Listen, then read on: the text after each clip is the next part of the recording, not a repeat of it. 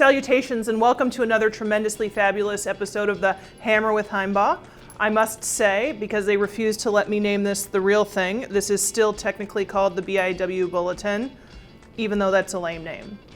March 1st marks the 50th day of the legislative session for 2021, with still no meaningful or significant legislative involvement in managing the COVID-19 emergency.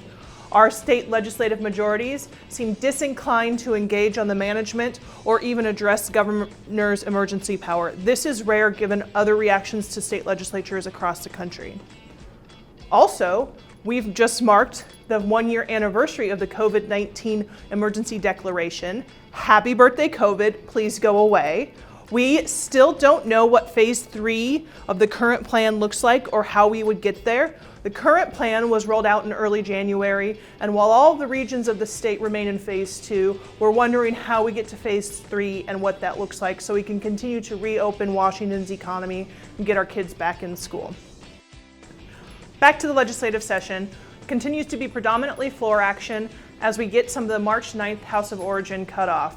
BIW's team and you continue to support pieces of legislation that would reduce the cost of housing in Washington and oppose those very, very many bad pieces of legislation that will only serve to exacerbate Washington's housing crisis.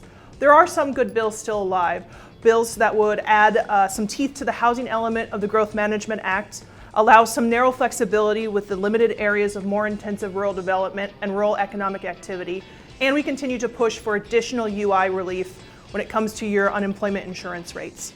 We also continue to tell legislators that adding additional vague liability, land use exactions, and regulatory schemes will only further serve to price people out of the housing market in Washington state and limit access to housing.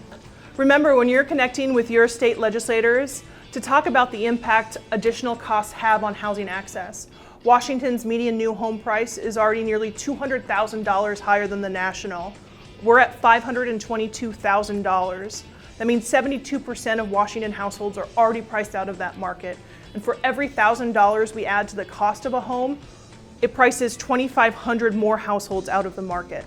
Legislators need to know that vague land use terms, complex labor liabilities, and additional regulatory schemes create less access to housing, not more. Thank you for continuing to carry this message. We at the BIW and our team will continue to carry that message to legislators too.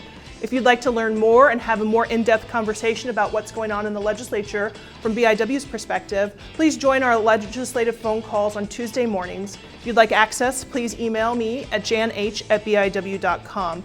Thank you for watching another baller episode of the Hammer with Himebaugh. Home start here, Himebaugh out.